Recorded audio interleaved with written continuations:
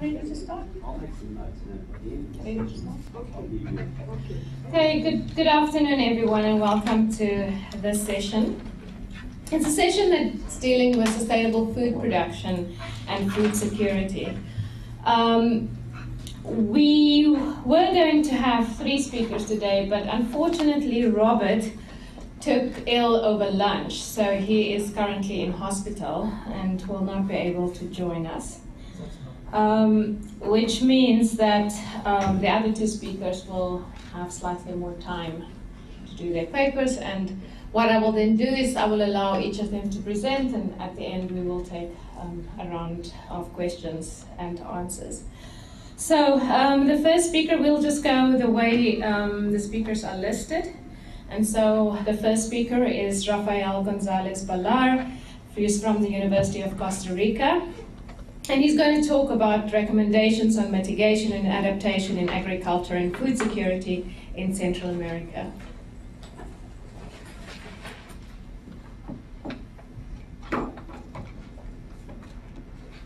Okay, thank you, Loretta, and good evening. I would like to, in the materials you have were distributed, page 102. I am professor at the University of Nairobi, and that is not true, so I might make a correction. I would like to be, maybe if I'm invited, I can go and teach in Nairobi, but at the present time I am in Costa Rica.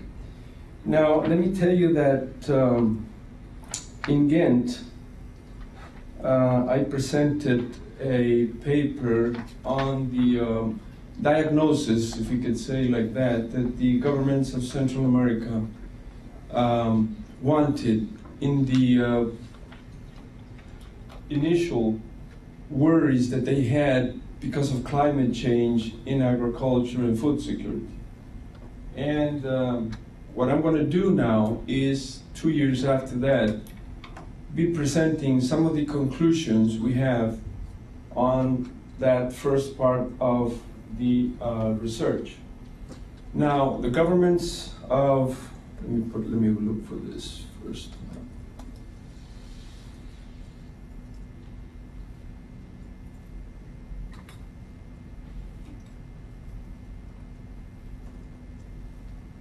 Now, governments were worried really in a lot of ways, but basically we had to start with the idea in which we are experts, and if we come from the academy, we come from law, the idea that our help could be in finding out what could be some of the aspects they left out in public policies and in law. But to do that, again, even though they had convincing arguments and scientific data that climate change was a reality in Central America and in a lot of the products they had concerning food security, we had to, again, and some of you know that that's always a problem, we had to continue trying to go deeper in the sense that what were the problems that they had to take in account to carry out all the studies that we presented and that we are presenting with our conclusions, and also if we want to continue with the last part of this research that has to do with funding, and that's what I'm going to leave for the last part of my presentation. Now,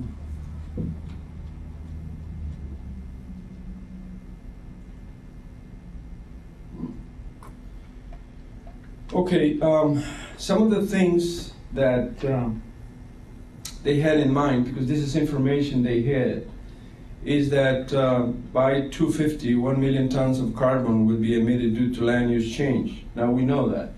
And they knew, and they worried a lot, but if you see Central America, what worried them a lot was that if we were taking 205, that's the scenario on 205, you can see the areas, the green areas? These are green areas.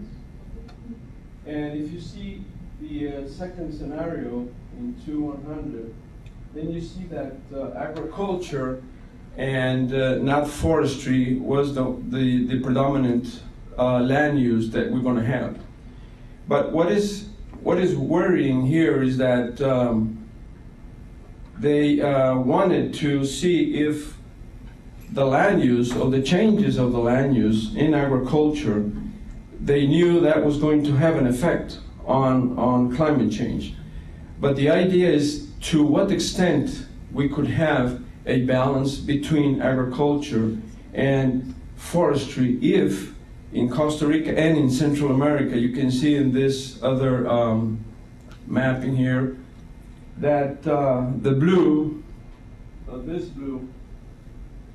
blue, the parts that are bluer are the potential specific for biodiversity.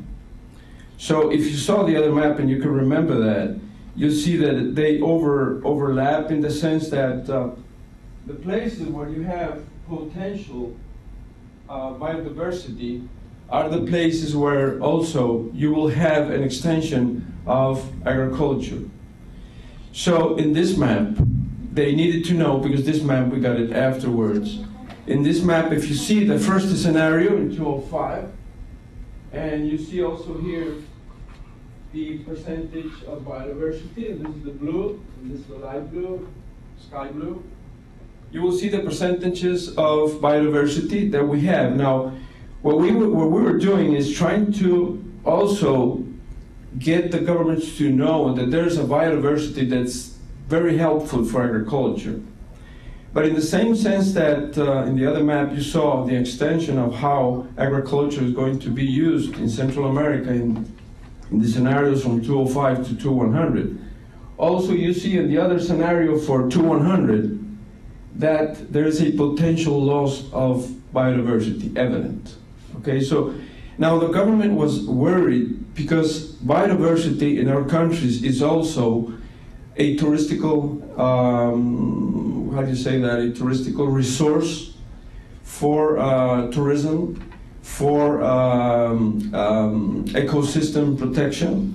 And with all that, the government not only, you see, because the map is for not only Costa Rica, but for the other parts of Central America, but Costa Rica predominantly, logically, because the research has been done from Costa Rica.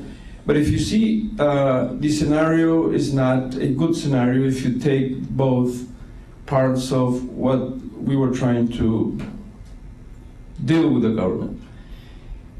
Now, the other question that you always have is how developing countries will finance development with ever-increasing adaptation costs.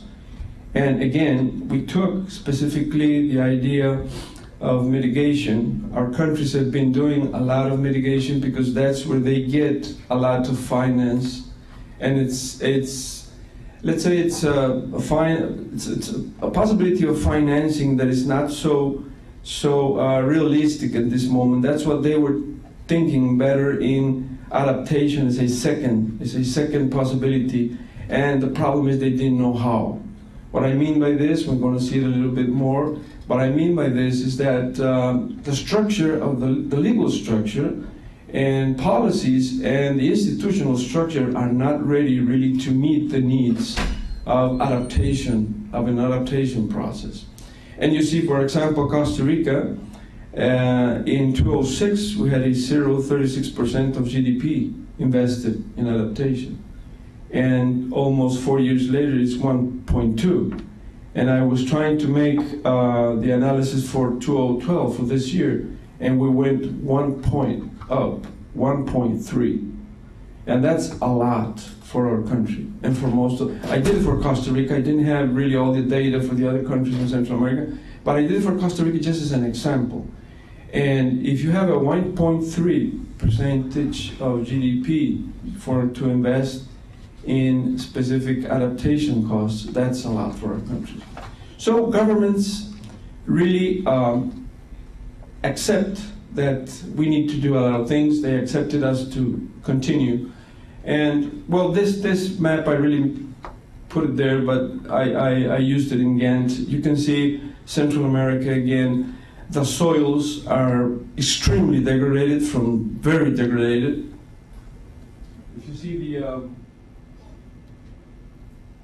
the brownish, it's very degraded. If you see Central America, UNEP considered in a study they have of soils around the world that we have very degraded soils and extremely degraded soils. So if you put all the picture together, biodiversity, agriculture growth, and if you have all that together and you have soils that in a 75% of what has been the land use in Central America, then the scenario you see is very, very problematic for all Central America. So that's why government said, okay, we need to change structure of laws, or at least we need to see what is happening, because adaptation is a real problem in the whole country. I recommended something, somebody might laugh, but I recommended a human right to adaptation. We can start working on a human right to adaptation right now, because if we see the things like this, countries that depend really on agriculture, we really have a problem there. Okay, now the other thing, some of the data we got from a state of the region. It's a very prestigious report that is made in Central America. And we had to present this to the government again. And Central America, since the year 2000, has been having setbacks. Very, very worrying setbacks. Even Costa Rica, even though we talk of Costa Rica as the happiest country and as the country that protects biodiversity and that protects and have national parks, whatever you have, yes, we do a lot of that, but also we have a lot of contradictions. And I would say that I would have to add to all this that signing a lot of, for example, Central American free trade agreements and signing only free trade agreements has been the things that government have been doing the three past administrations. They have been worried of this, and we're not saying that this is wrong. No, the problem is how they are managing those specific free trade agreements, taking into account that those free trade agreements sometimes have lots of problems with the little farmers, have lots of problems with investors that come for touristical activities, even for agricultural activities like pineapple. And we're having in Costa Rica now a problem in agriculture with pineapple. And pollution by pineapple in part of the north of the country is terrible.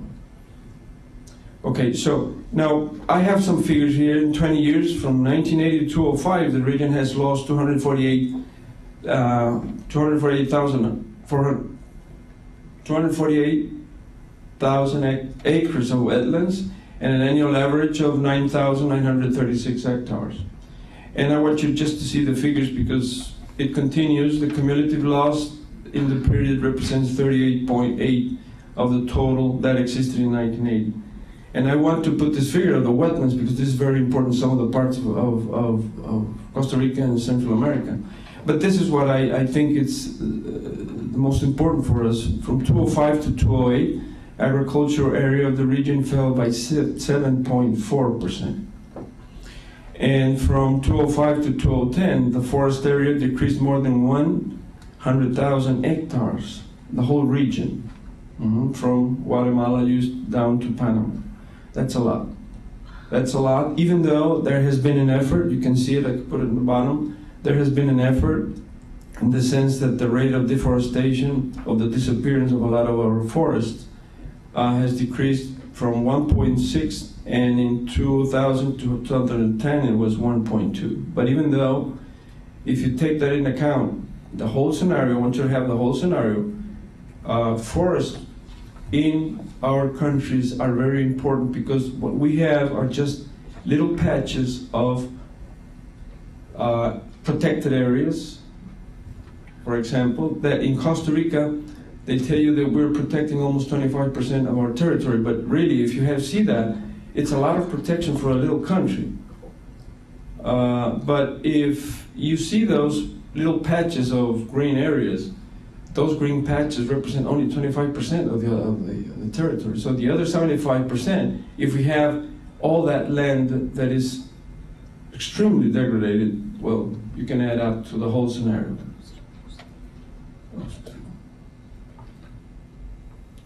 Okay, then again, agriculture still is a very important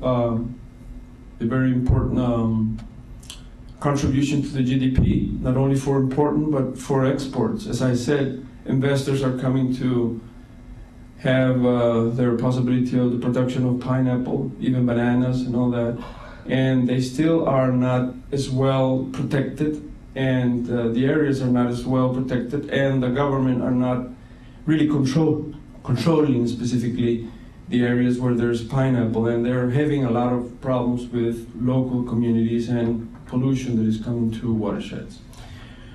Okay, so let me get this. Now, this is very important. Countries in Central America has tried to follow up on 3 points that UNEP had recommended to governments. They said, yes, we could use this as some of the things we have to do. They had started capacity building for managing climate risks. At least they had started. We saw that this is true.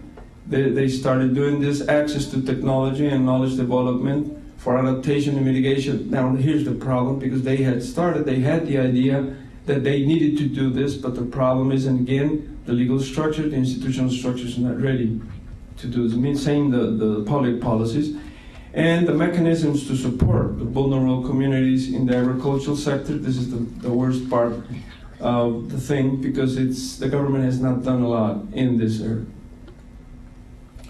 Okay, the second thing they were doing, and that's we find that this is very important. The Latin American bloc as a regional bloc for Central America worked with the Agricultural Council in the European Union to have a strategy. This is the first strategy that I think it's working a little bit from the medium and long term. You can't work adaptation in the short term only. Adaptation has to be worked in the medium and long term. And what they were doing with the European Union is working on how to create little jobs and how to access land and credit to have resources to continue with the agriculture that could be considered important, specifically in our countries. It's not that we don't need big corporations coming to, plant pineapples and that could be a revenue for a better revenue, but it's not that problem. The problem is we have a lot of little farmers that still are there, little farmers that also want to work with pineapple. There's a problem between big corporations, little farmers who still want to, hold up to agriculture. Okay, so what we did is we tried to give government some idea, and that's what I want to share with you. We told them that really adaptation should begin with new policies and legislation. What I mean by this is that we have a lot of legislation. Problem is legislation going from the years 942 to some of them that's the years 80s. And these legislation is really, I think, not working specifically to let the governments and let the administrations, the different administrations, work with mitigation and work with adaptation. Institutional framework not only. So what I'm going to talk here is what we need to do regionally, not only by countries. In Europe and even in the United States, when we signed the Central American Free Trade Agreement, they don't talk to us as Costa Rica or Guatemala or Nicaragua or Honduras or Panama. They see us as a region. And as a region, 5 countries, 40 million people, they see that we have to work that aspect. They see us working institutionally as a region, and that's a problem. We have the institutions, we're not working, we're not making efforts institutionally and regionally. So what we really recommend, the first thing we did is listen, if you want to have a future vision of a different concept in legal framework, institutional framework, to have adaptation funding. We were to recommend some changes in the public policies first. And I know that what we're going to say here is going to sound very familiar to all of you. This is very academic if you want. The first aspect that we recommended are changes in public policy. The second one has to do with funding. And there's where in the funding, let's say that we identified funds that could be worked, some others that have not been worked. But in the funding aspect, we will have to leave it for the second period. We will see if the governments want to continue with this. But we have to present some of these conclusions in a month from now, something like this. But in the second aspect of funding, we will have to see what they want to do. Okay, but specifically in public policies, we told them that there's a lack in those policies of real specific analysis of science and real assessments. What we mean by this is that we need good information, we need better information scientifically, technically, so the public policies could really be worth. What I mean by this is that we don't need only papers. That's the problem. I can show you papers and papers of strategy sometimes that you just read them and say, well, this is great, this is incredible. Who's doing this? Costa Rica is doing this? Or Central America is doing it? Yeah, well, that's nice. Well, the problem is you have a lot of how do you say that, declarations, but with sometimes no responsibilities and no specific lines of authority and all that that can make those real those policies really work. And worst of all, to me, is something we discussed yesterday in one of the panels. I think things have not been made with public participation. When we talk of analysis of risks and vulnerabilities, what I think is that the worst thing that governments have been, the worst mistake is not working specifically with little communities, little farmers, and having the information they need so they can identify their own vulnerabilities and they can find and help with their own ways of mitigation and adaptation. And if we don't do this, and this is coming only from the government, from technical bureaucracy and something like that, it's not going to really work. And for example, in the funding aspect, the real way that we saw that this thing is working is when, for example, the United Nations Security Fund put funding in El Salvador to work and empower communities so they could know what were their vulnerabilities, their risks, and then they would work with people from the government, but they would feel what the needs of mitigation and adaptation would be. And that has worked. So we said, okay, you need science, you need knowledge of support for the integration of the policy in the sense of governance. You can't just say that you have integrated a policy if you don't have that aspect of governance, and that's one thing that we told them. We don't find real governance in those public policies that you're talking about. The other thing we needed to point out is adaptation of ecosystems. What I mean is the concept of adaptation of ecosystems is very important in a country, in the countries that are using ecosystem-based adaptation. If we have that concept, we need that to work really, to work in a sense that it has to be part of a comprehensive strategy in which you work, again, with communities. And I'm going to give you just an example. For example, in Costa Rica, working with the idea of ecosystem-based adaptation or ecosystem services, we analyzed what they were doing. And FONAFIFO, that's the fund that gives money to all the people that want to conserve forests, they had a big problem. First, little farmers had to pay a lot of money to make a survey to get into the project. How are they going to do that? Secondly, when they could do that, the problem is the contracts they had to sign were so complicated that no little farmer were going to understand what was going to happen. So even if you have that, even you have developed that, that's the big problem with them. Now, the other things that we had to tell them is governance systems and regulatory frameworks need to change. Now, they understood this. But the thing is,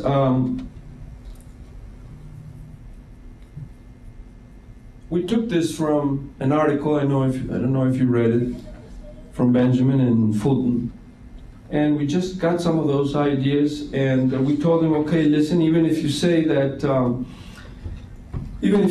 you have laws, we have to change them. You need effective laws. We don't need laws that some of them, as I said, go back to 1942 or 1960s. Effective laws mean that they have to be clear, implementable, and enforceable, and we have a problem.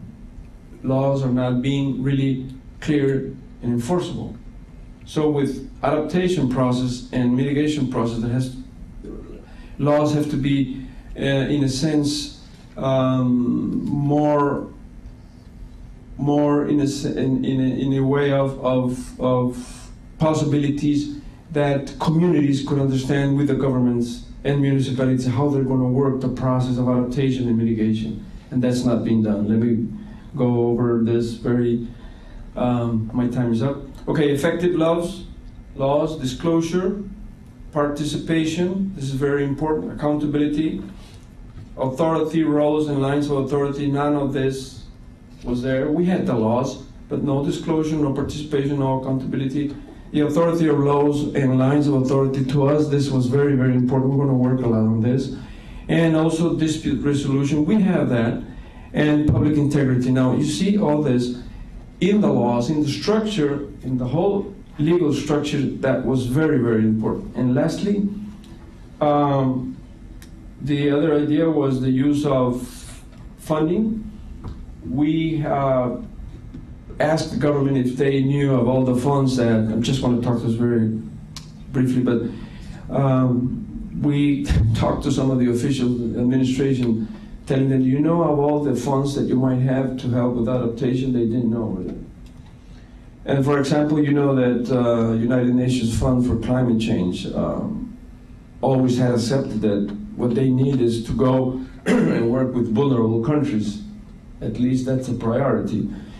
And what comes from that vulnerability is financial constraints and heavy reliance on climate-sensitive economic activities, such as agriculture. They have it very clearly.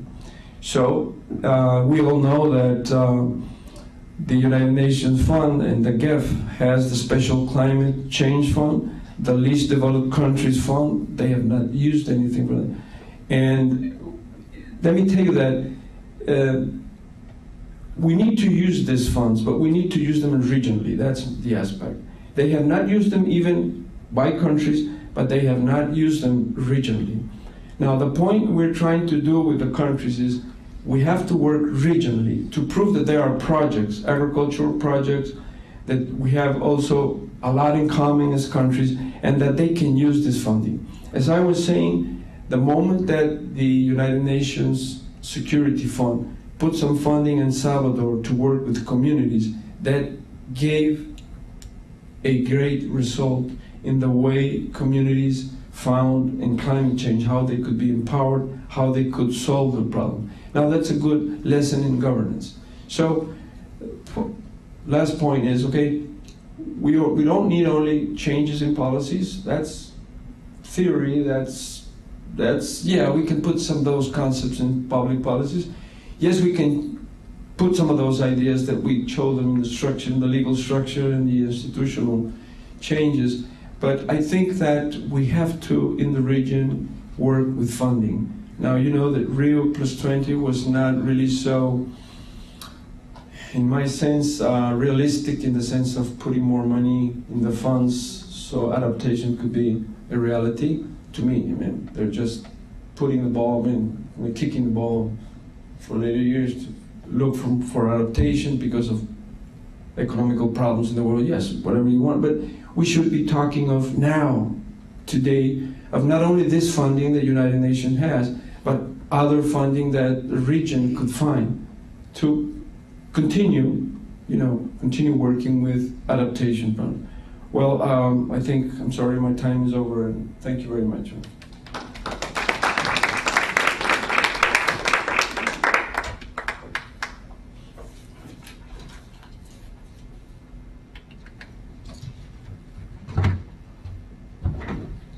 Thank you very much, Rafael. I think the overwhelming message that comes from your presentations is that our governments are not able to meet head-on the kind of environmental challenges that climate change presents. Our next speaker is Mkete Bekele Tekle, who is currently at the Addis Ababa University in Ethiopia. He's going to talk about land grabbing and food security in Ethiopia, the dilemmas of sustainable development.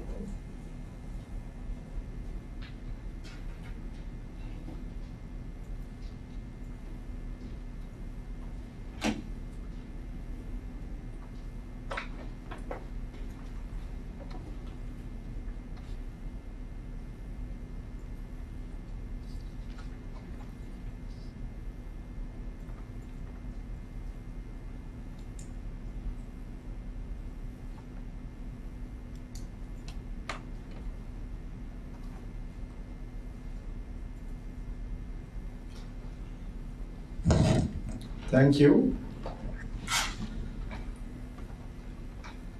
Land grabbing and food security in Ethiopia, the subtitle is the dilemmas of sustainable development. Last year I was talking about water security issues regarding sharing the Nile River. Still, I've shared some of those ideas, and I will include water issues in my today's presentation. Usually I teach some courses relating to food security, human security, and land security, and all these securities will end up in being environmental security, so I will link them with environmental issues. So what do we mean by land grabbing? I would like to quote a sentence or part of a sentence from one of the books written in the USA. I'm sure many of you have read, or all of you have read Gone with the Wind by Margaret Mitchell.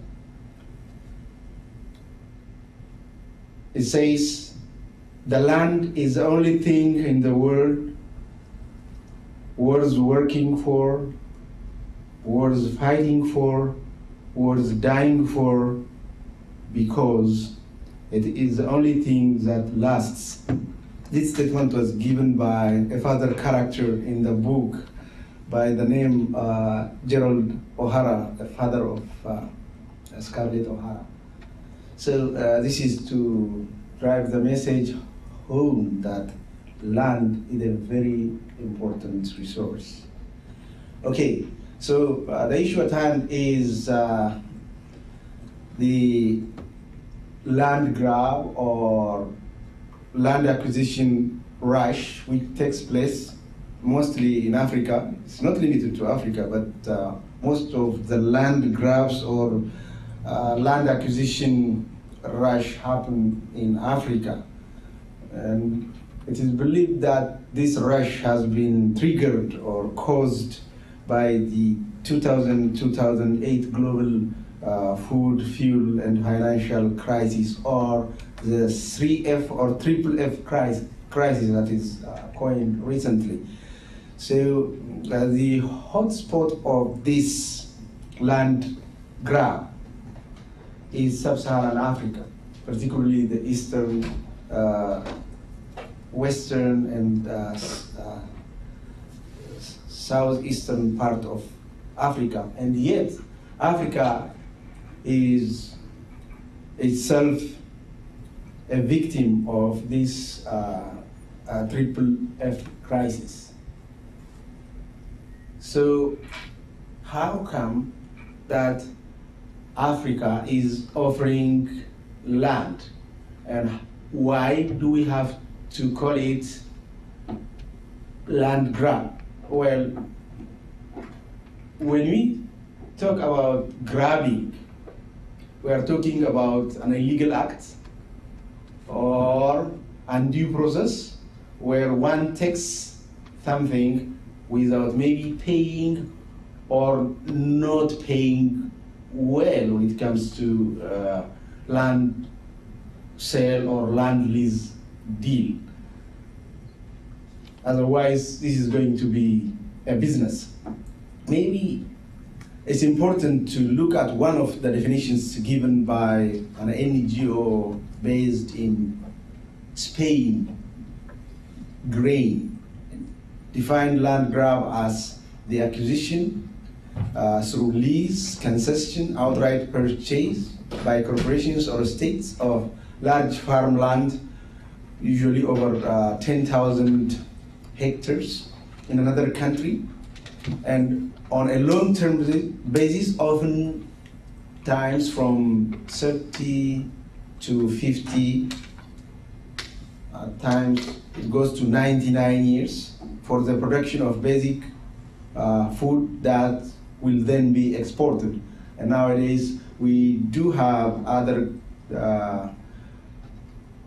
plants such as biodiesel plants that are produced in this kind of leased lands. But if you look for the definition of land grab or the concept, it could mean different things to different people or different groups. Like if I go by categories, like in most cases for the investors, it is food security for their countries or for their people, and then a good business or profitable business in a market. That is what it is for an investor. And then the same concept or the same arrangement for the host governments could be development, a means of foreign currency earning and ensuring food security to their people. There are this kind of assumptions on the part of some of the countries that lease out large farm areas. And for the communities, my reference to communities is the local community, particularly indigenous people, where their territory is considered as unutilized, marginal, or unoccupied.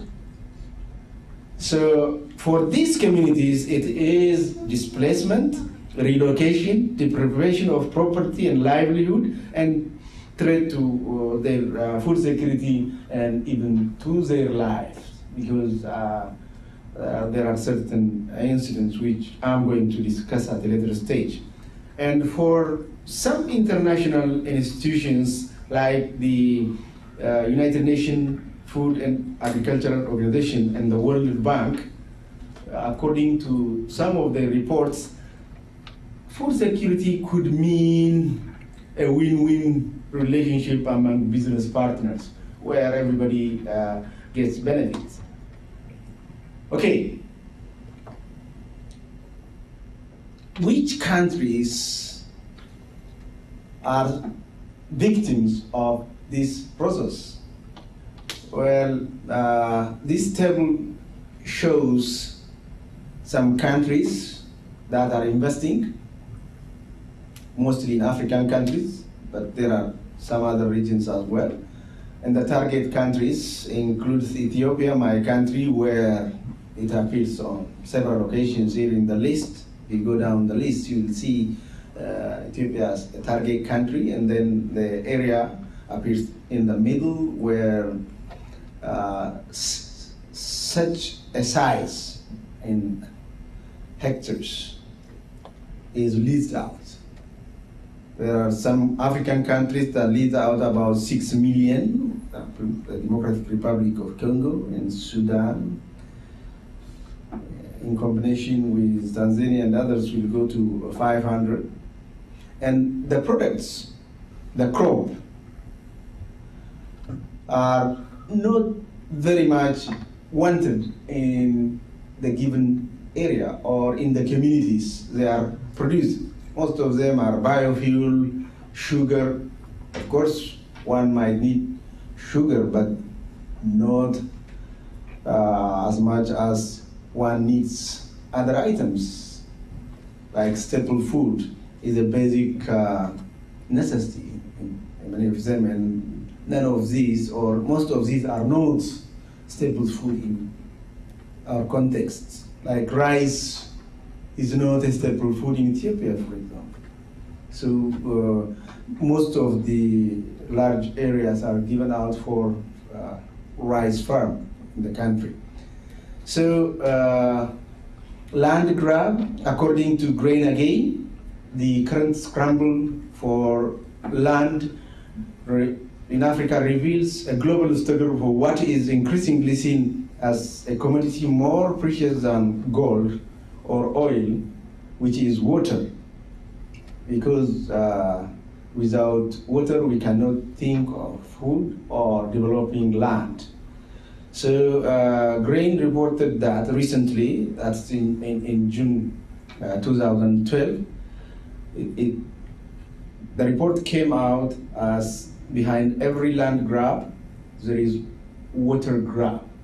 So they go hand in hand. And Auckland Institute came up with similar report. So if the current demand for fresh water from new land investments continues, it will overtake the existing supply of renewable fresh water in Africa by 2019. The kind of concern that these are different institutions, but they're driving to the same conclusion. And the FAO report or research on the irrigation capacity of the Nile Basin puts its capacity at 7 million hectares. But the current irrigation plans in Egypt, Ethiopia, Uganda, Sudan, and southern Sudan stands at 10 million for irrigation. So this is far in excess of the potential capacity of the Nile. So most of the leased lands lie within the Nile Basin. Like Ethiopia gives its western part like a big territory, like as big as some European countries. Usually you might have heard a report that a land as big as Belgium has been leased out to just a company so that they could produce rice or a biofuel. And there is no restriction in the contract.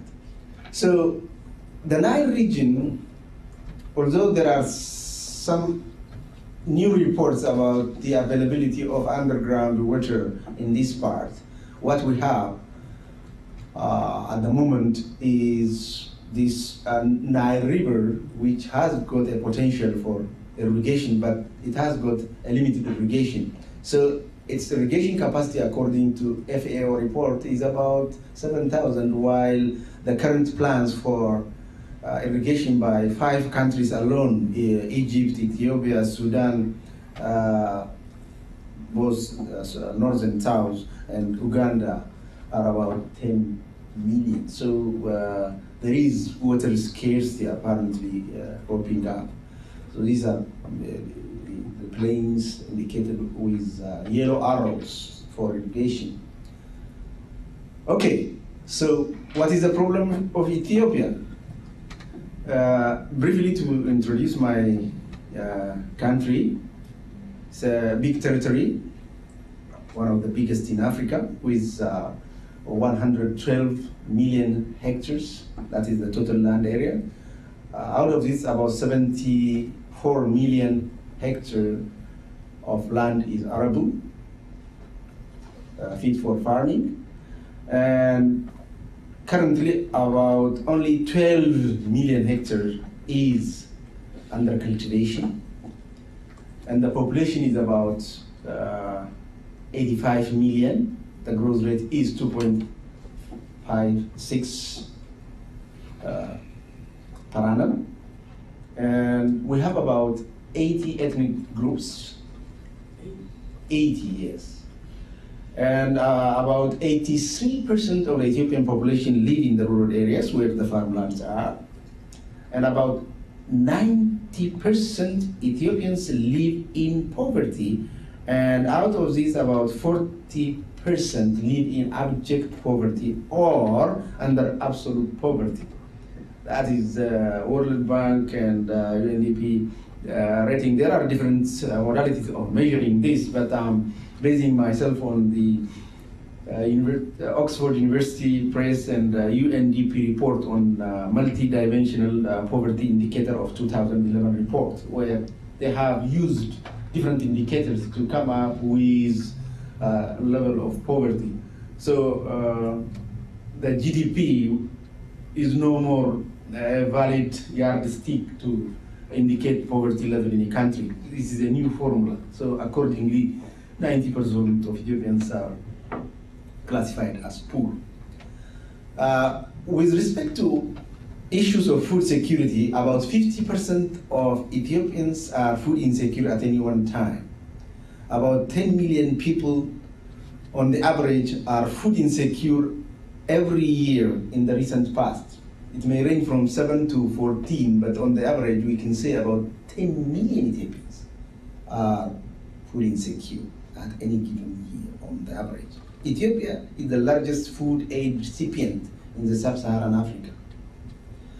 And this goes to about 700 metric tons per year. And we import about 450 metric tons. The rest found locally. So the aid agencies could buy locally, but we have to import that much. You cannot buy locally the whole needed grain for the needy. And access to safe drinking water is improving and stands at 69% by now. And when it comes to land issue, in our country, in Ethiopia, there is no private ownership of land for the last 40 or so years. During the 1974 revolution, the previous government, confiscated land and put it at the disposal of the government and the public.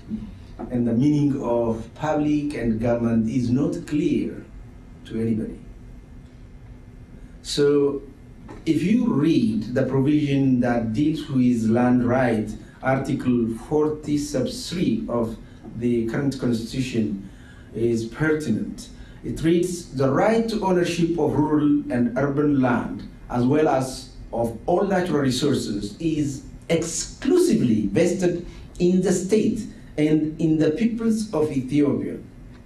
Land is a common property of the nations, nationalities, and the peoples of Ethiopia, and shall not be subject to sale or to other means of exchange. So if you go by this, you will end up in getting confused as to who is the owner. And if a citizen is asked, are you the owner? He could either say yes or no, and could be right by saying any of it. Because the kind of confusion that goes with this provision puts us at that awkward situation. So at any one time, the government can change the meaning of this provision and say, the land does not belong to you, or it is not your land. 5 minutes. 5 minutes, okay, I will rush then. Okay, so eviction is a potential danger that exists with every resident of that land, particularly the citizens. But if you are an investor, you are safe, because you are on contractual terms for 99 years, maybe 50 years or 60 years. So what makes the Ethiopian context of land lease a grab? One, it's displacement with triple or no compensation. It may happen that no compensation could be given because you don't own the land and you can go to some other place. Second, there is no consultation, no public consultation upon displacement. And the other thing is the natural resources are removed to facilitate investment, like clearing of forests, parks, aquifer, wetlands, wildlife sanctuaries, cultural heritage, including churches nowadays. Yes, that is the truth. These are threatened nowadays because this is government property or public property, and the public will be told it is for public purpose. The public is told to move because the land is needed for public purpose, and where that lies the public.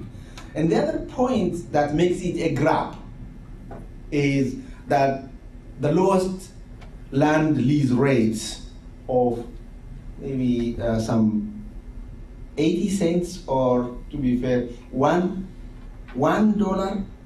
per hectare per year, up to 2 hectares per year, $2 per hectare per year. That is $1 for 10,000 meters square of fertile, the most fertile land in Africa, for $1.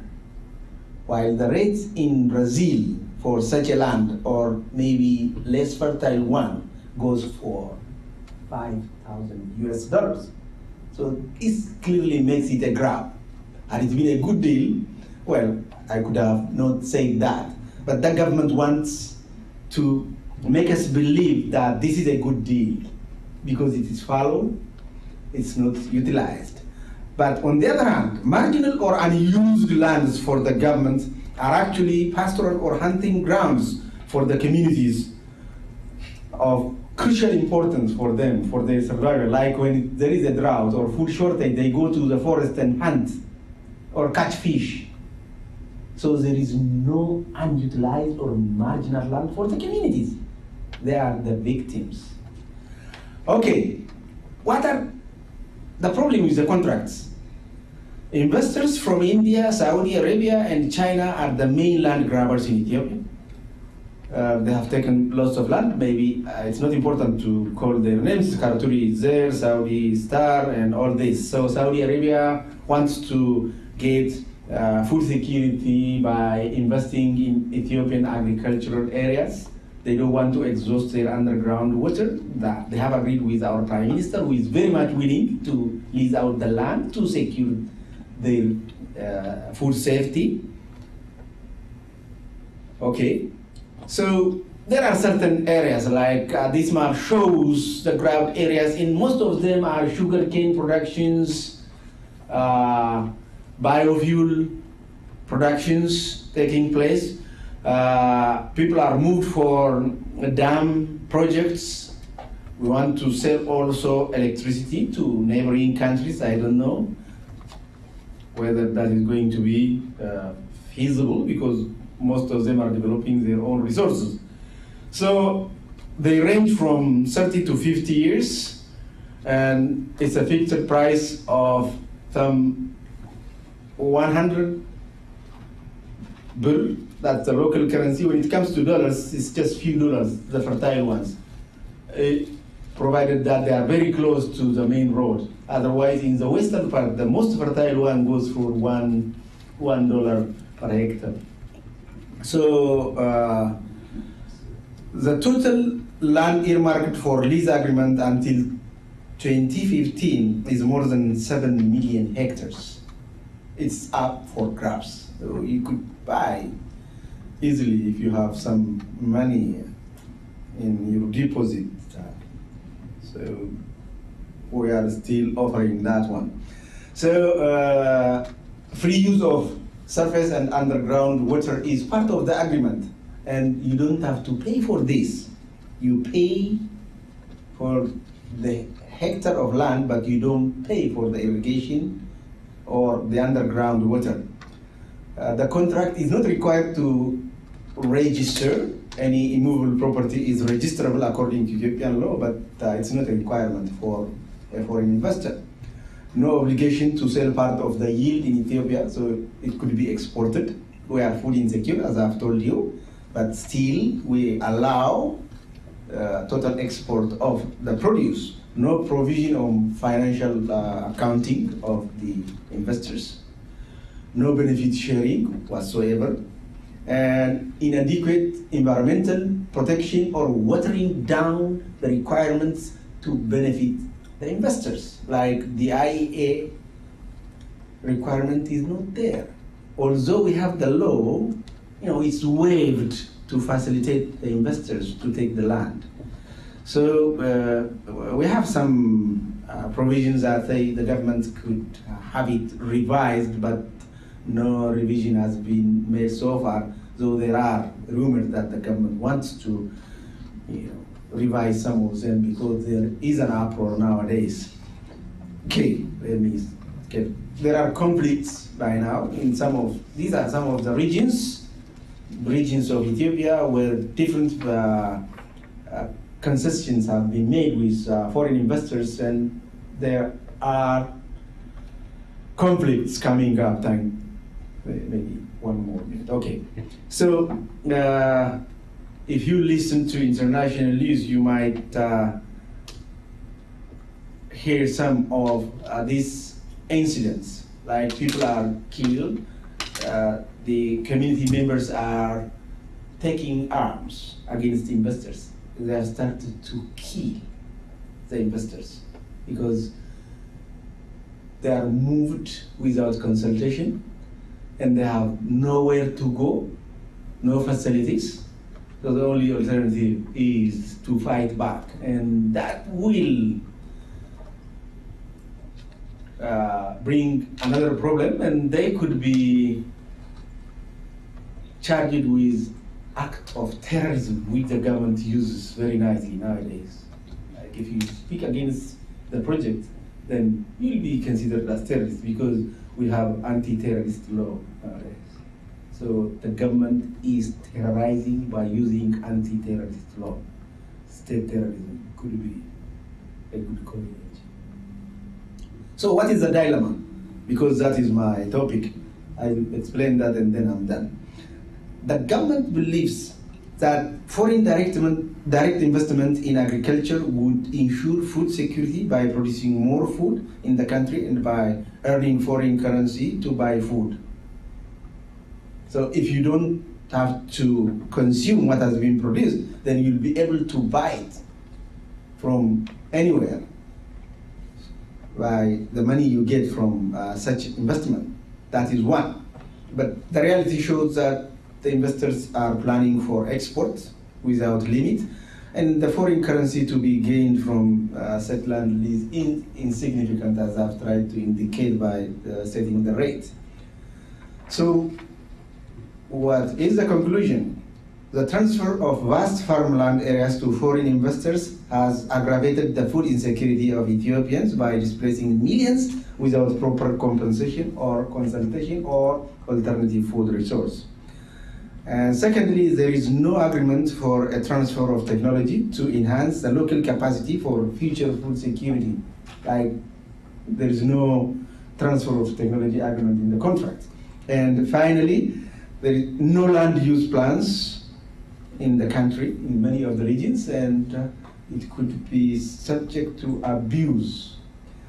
And by way of recommendation, I have 3 points to make. To stop further land lease agreements in sensitive areas, which led to conflicts. And secondly, renegotiate and make adjustment to the existing lease agreements for a better deal, which is possible because we have a provision in most of the contracts.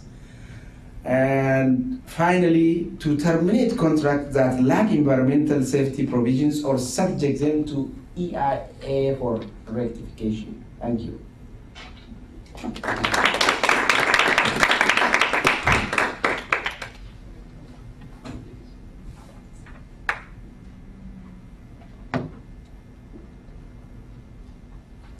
Thank you, Makete, for that really fascinating paper.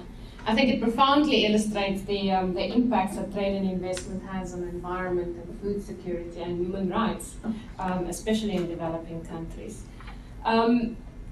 I was hoping, and that's why I kind of wanted to stick to time, that maybe Robert, by the way, for those of you that have joined us late, our third speaker, Robert, has fallen ill, had an asthma attack and was taken to hospital. So I was hoping maybe he would be able to still join us, so I wanted to stick to time. But he hasn't been able to, but what it means is that we now have ample time for discussion. And so I would invite the speakers to maybe come and sit in front, and we'll take some questions from the floor.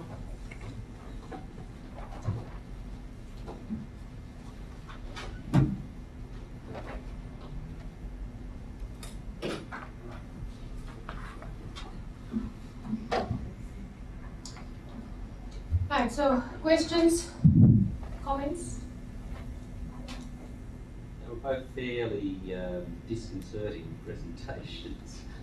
I've got a couple of questions and comments through you. I'm just seeking more information.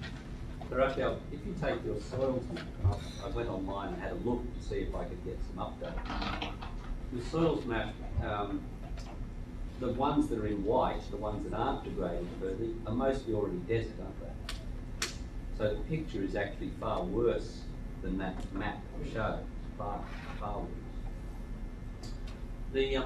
With Costa Rica, Costa Rica, from my recollection, is pretty pro small business. But you've got a large number of multinational corporations buying land. Is it the multinational corporations that are the source of the problem, or are they potentially sources of the solutions? Yeah. Okay. I think they are a big problem. For example, in the northwest region, in Guanacaste, where there is a lot of touristical activity coming. The problem is that they have been buying a lot of land, but a lot of municipalities don't have a plan, and management plans.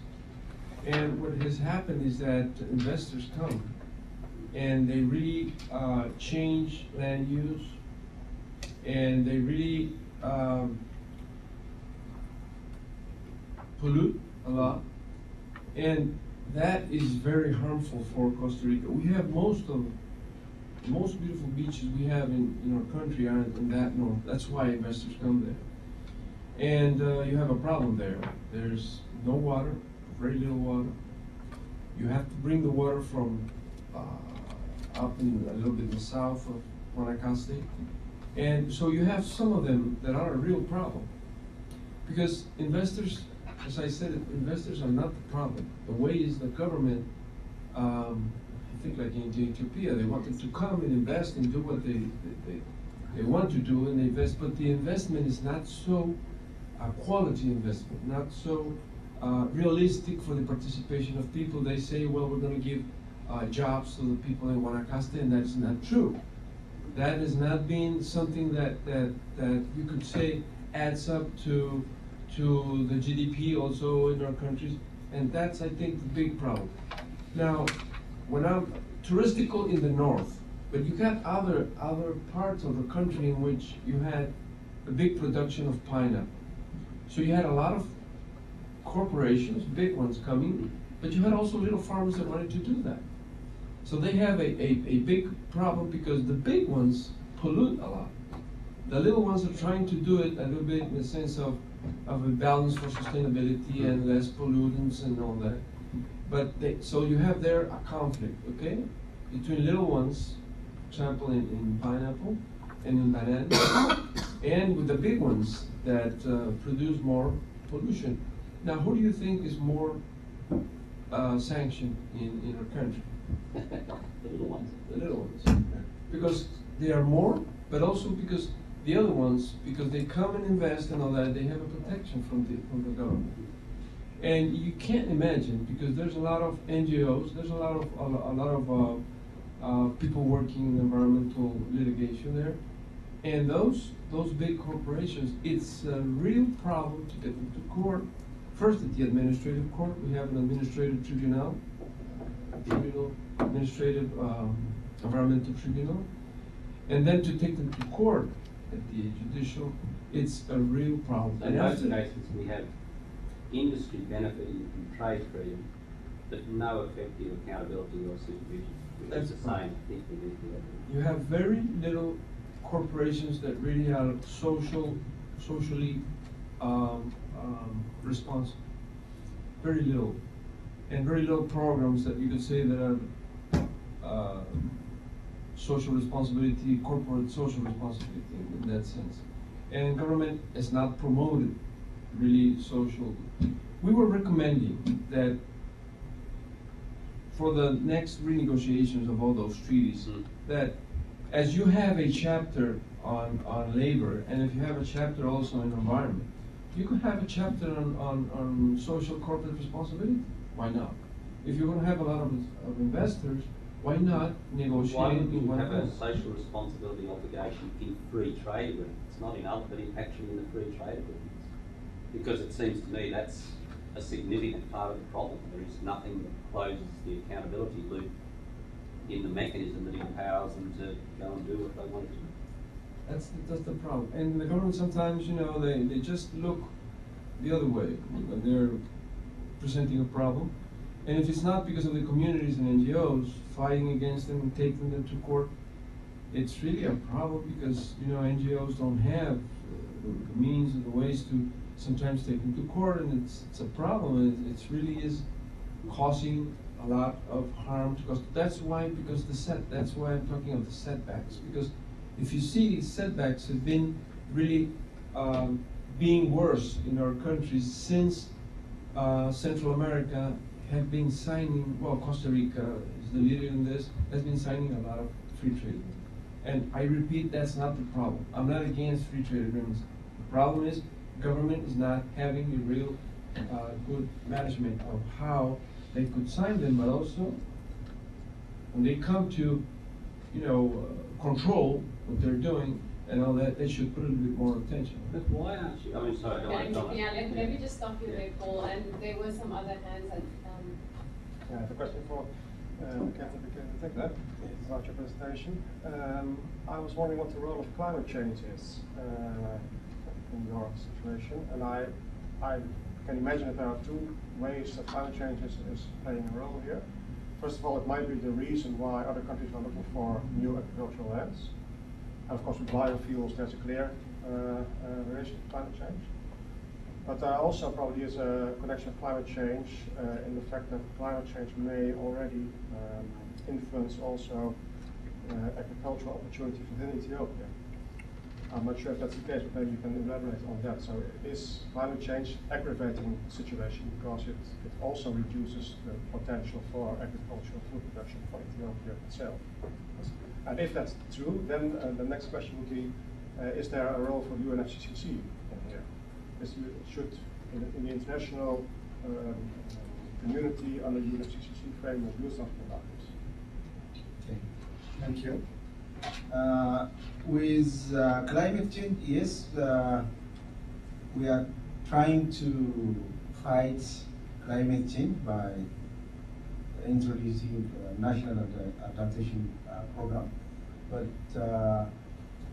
the implementation at local level is very much disturbed by the current land lease agreements, because in the preferred areas or in these marginal areas where the pastoral communities are living, there are fallow lands or land that has not been utilized by the communities as the government claims, but they are saying, or the communities are claiming, that the land belongs to them, and if they are told not to move or to be restricted in a locality, then that is the end of their life.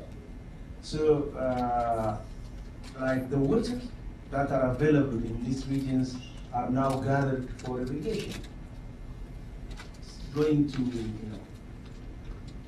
it's going to be put in big dams, and then it's going to evaporate because these are hot areas. So evaporation rates will increase, and it will aggravate the climatic condition, which was not good. So the idea behind the government thinking is that people will live in a small area, they will build a school. That is a promise only, which has not been done. And the communities are very much frustrated, and they start, you don't have to think about 20 years from now while you are dying today or tomorrow. So they are going to destroy everything, like they set ablaze the forest and whatever, out of desperation. And the government is also leading out this land, and the investors are also clearing, and this is a drawback on our adaptation program as well, because we are planting trees and now we are cutting them. And we are also giving wetlands away where irrigation is taking place, where swamps are cleared and wetlands are no more there now in some of the places. So in some places they are allowed to use underground water, which will drain the whole water, and then the whole area is going to be desert. It's climatically, it's a diverse territory where you have about 10 climatic zones, and most of the low-lying areas are hot areas where there is water scarcity. So the UNFCCC activities that are planned at the national level are not functioning well because of these new developments. We have problems with that as well, although we have national programs for adaptation, particularly in the pastoral areas. They are the victims for eviction. You could argue, I think, that these actions, especially if they're done by Annex 1 countries, are contrary to the UNFCCC, because you're not allowed to take any adaptation mitigation measures or any measures under the UNFCCC that infringes opportunities for developing countries for development. So yeah, but if you see the national report, well, you could find, I think that's fine, but on the ground you may not see the same things.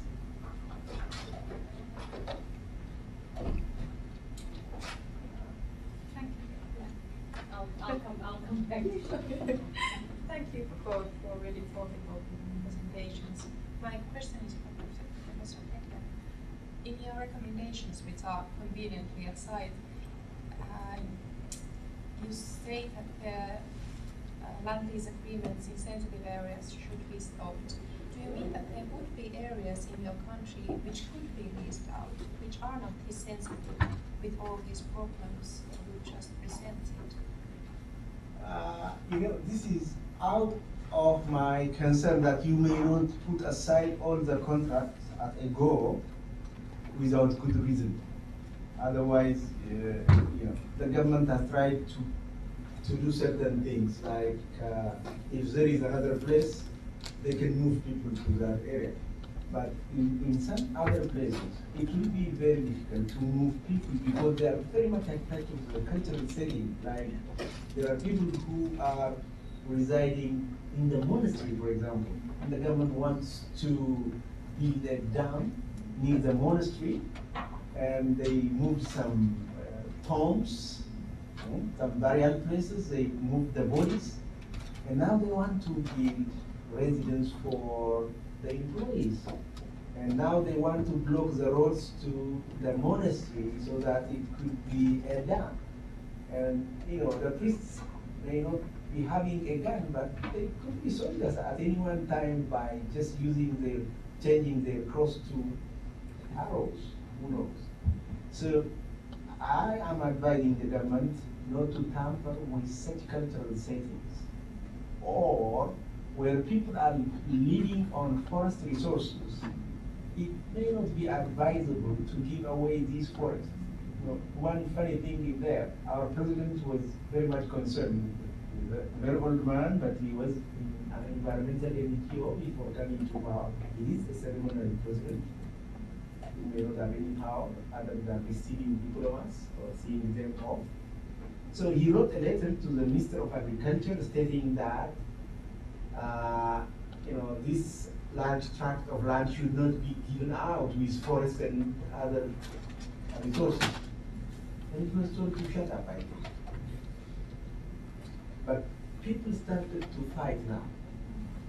So I'm saying that instead of having fights, you better stop leading out, or we have to cancel some of the contract. We'll be forced to do that. I think the government will eventually give in to this because no one wants war.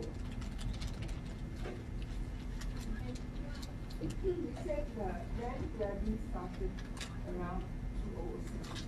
So it's been like 5 years now. Has the GDP improved in this land grabbing? And so has the government put use to the money earned? Thank you. It's a very good question. Thank you, Professor. Yes, according to the document that we get from the website of the Ministry of Agriculture of Ethiopia, which has been posted, dated, signed, and sealed, available on the internet. But as a member of the public, it is only through research or when the problems crop up that I came across the dates.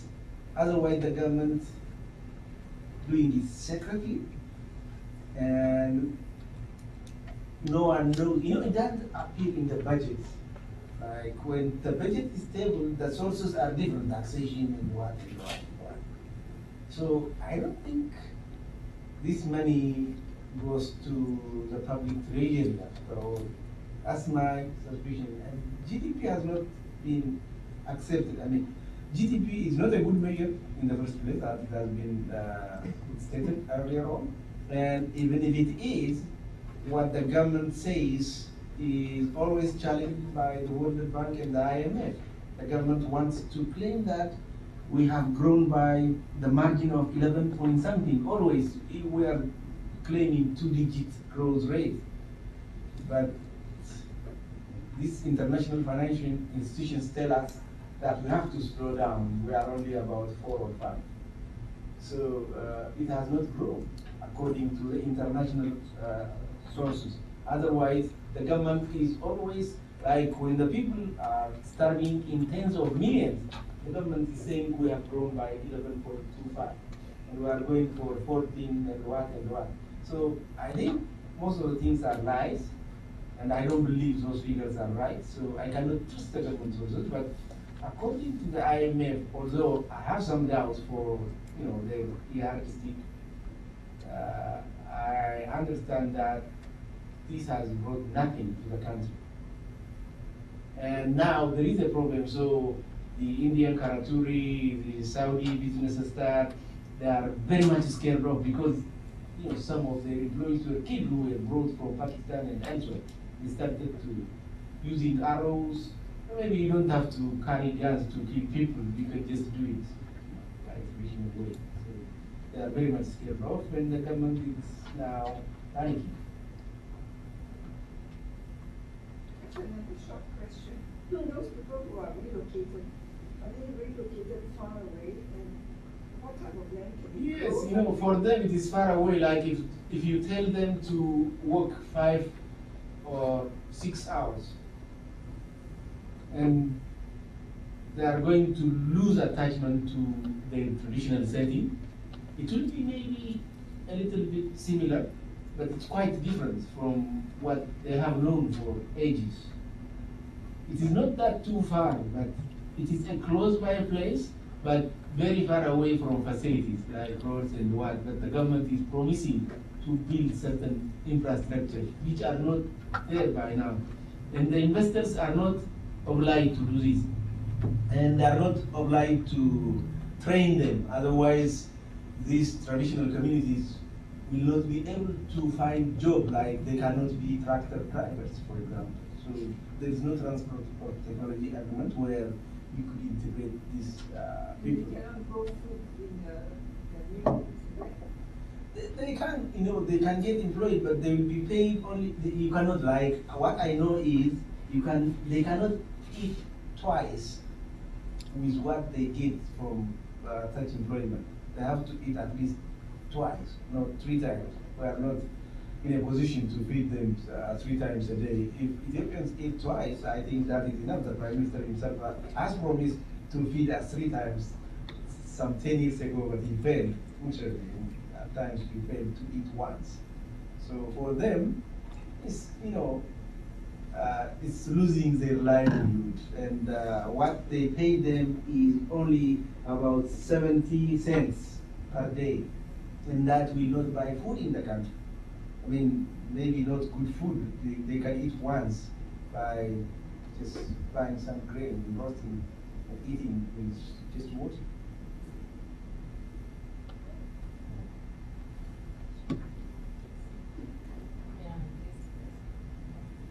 Any further questions or comments? Paul? Let me come back to the issue. Sure. Raphael, because Raphael, you said you had no real problem with the free trade agreement.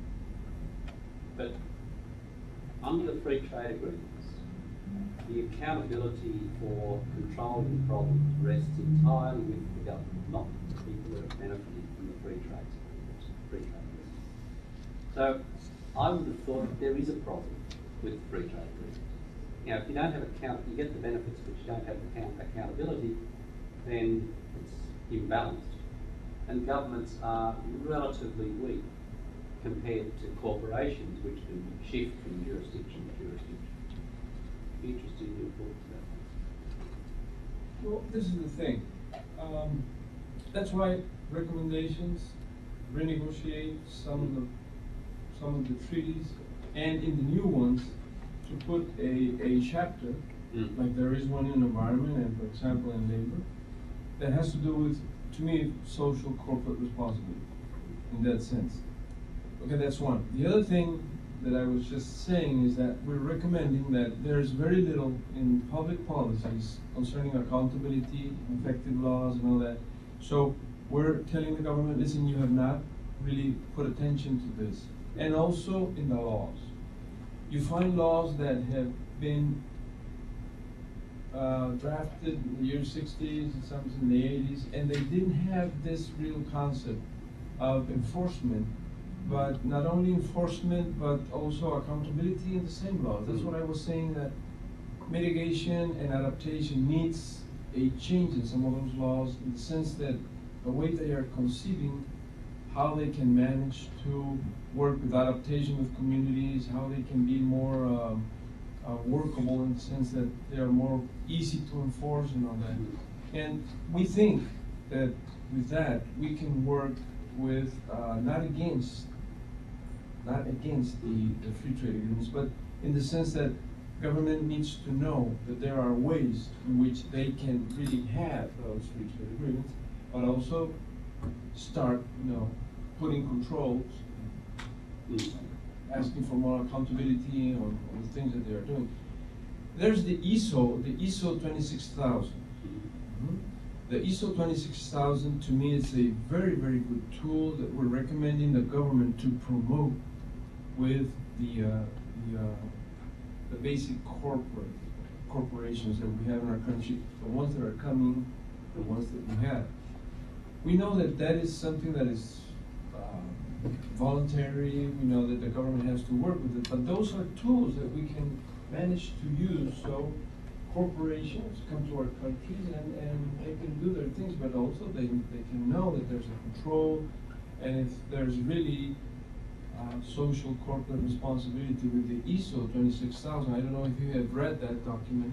It's really a good document in everything that has to do with accountability, with all those specific issues that are a problem in our country. So we're trying to tell the government, and we had a meeting that was about 15 days ago with the Minister of Environment, and the first thing I asked him, because he was talking of sustainability and Rio plus 20 and sustainability, and I asked him, what is the government doing with social corporate responsibility? And he gave me some answers that were not so convincing. So again, we told him, listen, this is something you have to work with. If corporations come to our countries, and the ones that we have, if we give them an institutional and legal structure in which the corporation will feel itself confident and would have means of benefits to, adopt the ISO 26000, that would be wonderful. Because with that, you'll have corporations that at least would be a little bit more in accordance, sustainable with the environment and all that.